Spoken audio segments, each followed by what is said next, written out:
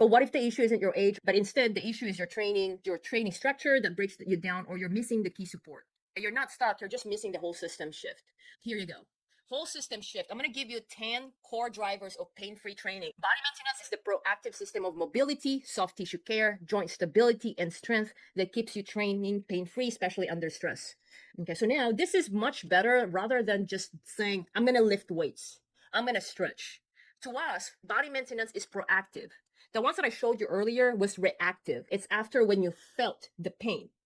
What we want is to listen what our body's saying so we can be proactive.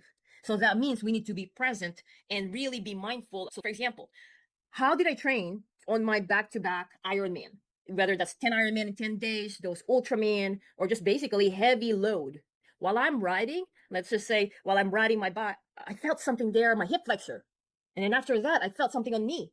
And then I start taking notes. Those are important. That is what I meant by being proactive, being present of what your body's telling you. Little discomfort. And if you have a coach, you want to tell your coach. With my athletes, I tell them whether that's only discomfort, I want to know. Because when you share that to me, I'm able to find out where the weak areas and we'll be able to be proactive before it becomes bad. Because I want to push you to your best ability, but I can't push you if there's limitation like this, that there's a potential that it can be bad later. Or when you're going longer distance, whether that's 5K to a half marathon, when you're going, that's another load, right? A lot of athletes, coach, I'm going to do swim, bike, and run. All right. Let's ask ourselves, do you have the foundation for you to be able to carry your body using your one leg and be able to balance and move, coordinate your body, right?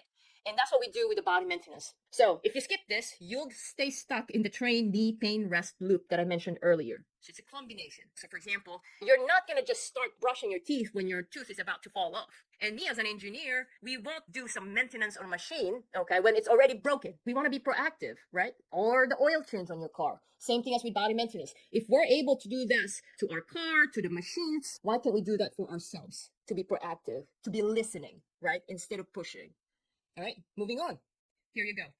This is the second one, muscle imbalance. The real issue is often glutes, hip, or feet. It's whether it's top down from the hip or how you land your foot. How you're landing your foot strike, not your knee. But then the knee is the victim. Oftentimes what actually screams out, I'm in pain, that's the victim. Okay, so if you skip this, you'll keep strengthening the wrong areas and miss the root cause. You want to make sure you find the muscle imbalance. Number 3, next core driver is root cause troubleshooting. So you want to see this one as pain is a signal, don't ignore it. We decode it to find exactly what's off. If you skip this, you waste time guessing, doing random strength or stretches. So a lot of athletes that I had a hard time usually is athletes who have, they say, coach, I have high pain tolerance. When they have high pain tolerance, they think it's good. But to me, I start worrying because this athlete has high pain tolerance. That means that he may think it's still okay when really the pain is already screaming, I'm in pain, listen to me. One of the communications I do for our office, I really need to know when you're feeling something. As soon as they say, coach, I need help, we're able to actually solve the problem. Much better. Being proactive. Next is training load and recovery sequencing. Well, your knee doesn't really care what workout is on your plan, whether it's Tuesday or it's a long workout day. All that your knee knows is how much the stress it's been under and whether it had time to recover. So it doesn't care if you went to your CrossFit, to your strength trainer, or to skiing, and then you go back cycling. It doesn't care. It's more about how much load did I have. It's one knee, it's one body. How swim, bike, run, strength, intensity, volume, duration, how the sequencing of your workouts matter. There's a lot of books there wherein they say they're going for the distance. Finish 3 mile here, bike 1 hour, not really specifying the intensity, and all they say is just the distance. And then not really knowing how to combine all those 3 sports. And that's not what we do with our athletes, okay? Because when you're structured right, you build fitness. But when it clashes, they create breakdown. Here's a case study. Why Bob, at 61 when I met him, so at the time, his bike and run both felt like a challenge. On top of that, he was getting sick often. And he told me, dang, coach, I've been doing this sport for the longest time. I've been doing this sport since I'm 30. I'm a baseball coach. I know sports. I'm disciplined. I'm consistent. But this one, I can't solve it. So he wasn't sure how much longer he could keep racing triathlon. So he reached out to us. And then what the problem was is this. There's do-it-yourself plan mash up. I'm sure there are some of you guys probably have used Garmin Run Plan. So what he told me at the time is like, Coach, what I do is that I use the Garmin Run Plan and I add cycling whenever I have time and then swimming and I listen to my body. That's what he was doing. Another athlete told me, Coach, what I was doing is that I was using my previous coach plan and then just copying and then doing it this time. But you're not the same as before. And how do you know that it's still good? Right? So Bob, that's what he did. Plan, I call it do it yourself plan mashup. And then muscle imbalance. When I was giving him workouts, I also evaluated that he had quad dominant muscle imbalance, poor pedaling technique at the time. Okay. Low cadence on running. It was also grinding on the cadence. There's another athlete in Hawaii, Jax. She's been doing Ironman for a while, and she said to me, same as with Bob, all I was doing is like going hard, go huge. So I taught Bob the pedaling technique, the cadence, the gearing, and also he had low cadence and no body maintenance. Okay. Fast forward with 4 months only, he got one of his fast 70.3. He got 5:27, 5 hours 27. He was 61, 64 years old now. He just got last weekend 5:11. He continued with us. He's been with us for a while now. Okay, so you guys got that one. So that's important. All this. That's why I said 10 core drivers. If you're stretching, but or like you're seeing a PT, why you still knee pain? I want you guys to check this one out. Do you have muscle imbalance? For Bob, he had quad dominant. Okay. Root cause troubleshoot. Are you listening to your body when you feel it, or are you ignoring it? Now, when you listen to your body, are you addressing it or are you resting? So you got to be honest to yourself when you're asking yourself this one. So you can really pinpoint, what am I missing? The next thing, how about your training load? Are you really experienced to actually put together that training, especially if you have back-to-back race, especially if you are the type like you want to go fast, okay? Because some athletes, I just want to go fast, right? Or I just want to go distance. I just want to finish. I'm not really going fast. But still, whether you're going fast or you're just finishing a distance, your body still needs proper periodization on your training. All right, next. Performance and pacing based on pain feedback and current fitness. So these are athletes, for example, the people who have reached out to me who have already in pain, or they went to the PT or doctor, and then same thing. They said, Coach, I already went to the PT or Chiro, it didn't work, help me out. I don't know what else can do. Okay, like we're the last resort. So for us, it's really customized. I see the pain as a feedback. It's not really a failure, and we adjust before injury shows up. You push through yellow light signs and hit a red light injury if you don't do this one. So now I'm going to share it to you guys. So this one is Hill, one of our athletes. And for him, it was really hard for him because he took like about 2 years of no activity because of cycling accident. Now he's back. Now he's excited. But then when he went back, he didn't realize that he really need to do proper progression, proper training. He didn't realize the weak area, and he thought he could do it until he got swelling on the knee swelling. So now on the knee swelling, he said like, okay, I'm gonna rest. He did rest for 6, 8 weeks. Same thing. There's still knee swelling. So he reached out. So how did we do it? When I say based on pain feedback, I had to do, and like I said, I did run gait analyst certification and as well as pain management. I've been taking a lot of continuing education wherein my classmates are physical therapists. I'm the only coach there because I just love learning about the body. And this is how I apply it is basically, I want to problem solve. I want to hear the athlete. So here's how I do. I'm going to show you like the raw data here, but basically, so this one is more of testing run readiness test for Hill. Before I make him run or do more, I made him do movement, very similar to what a PT would do. But the great part is that I'm the one who's also doing the run workout for him. And then with this, so for example, do deep squats, step up, calf raises, hops both. So it's a test. And then I'm looking into, are we on the right track?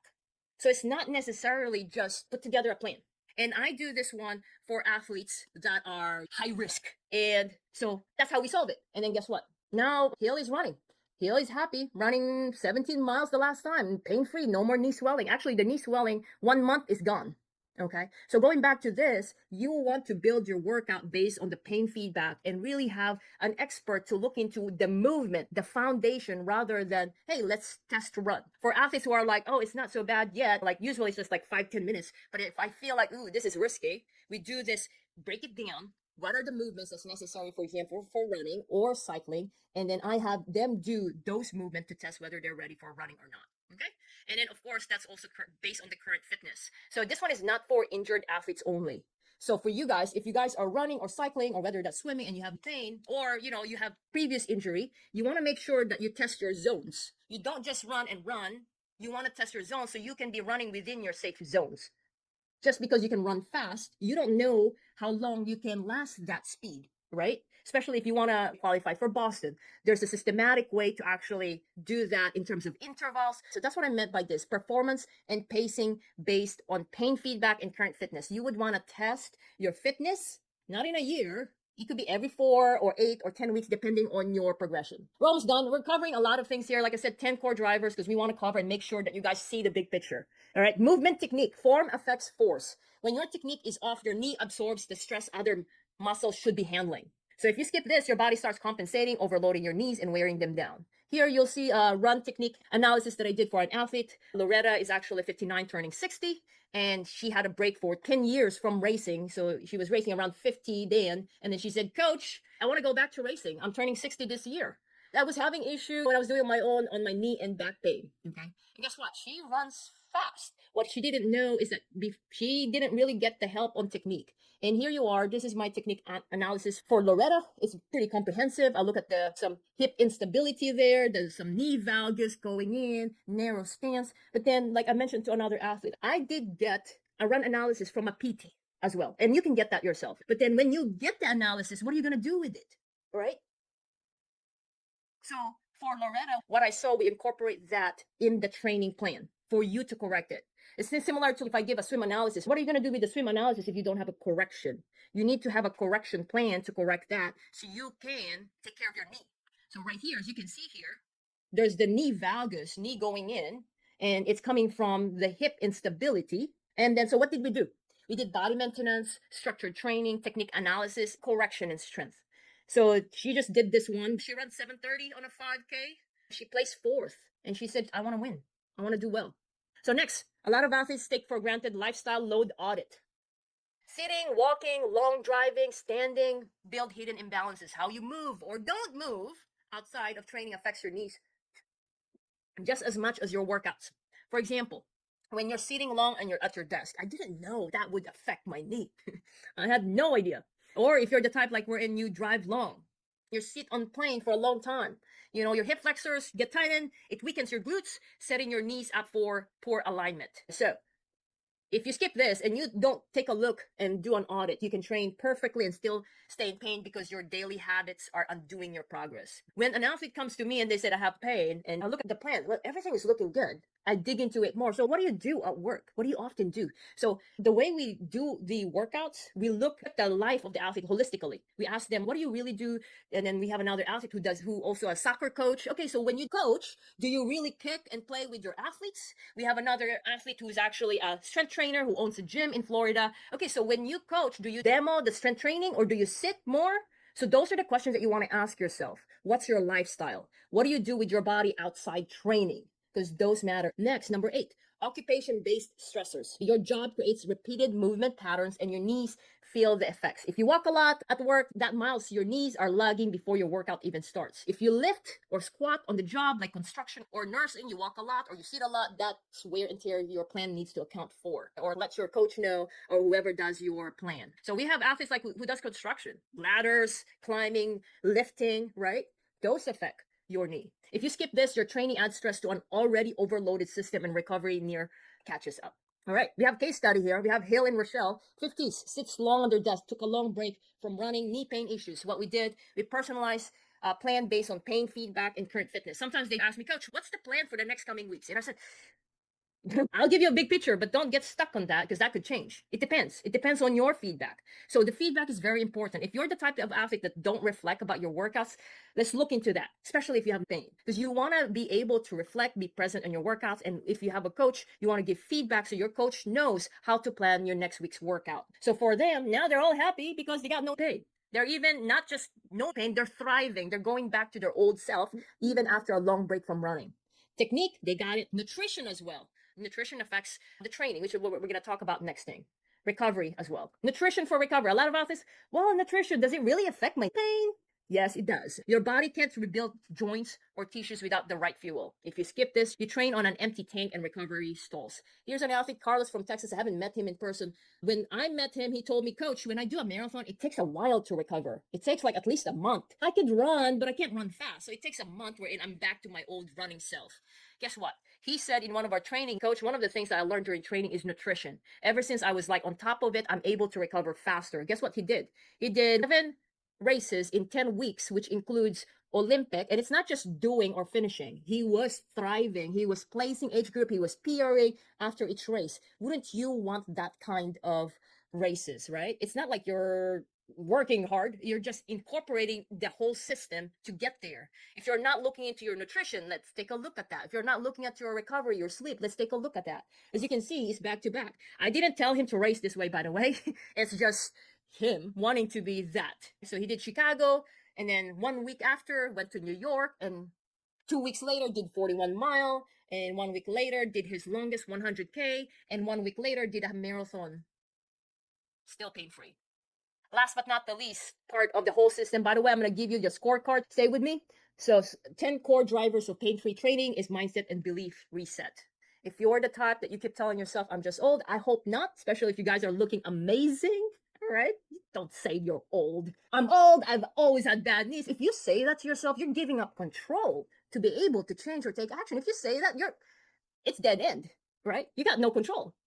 So you want to break that belief. That's why I have those cases for you, so for you to see that it's possible. Because all those athletes that I showed to you, they thought they were done. They thought they will be injured every time they go faster or every time they race. So if you skip this, you stay stuck in fear and frustration, you're not enjoying the sport. That's not a fun life, right? Okay, case study.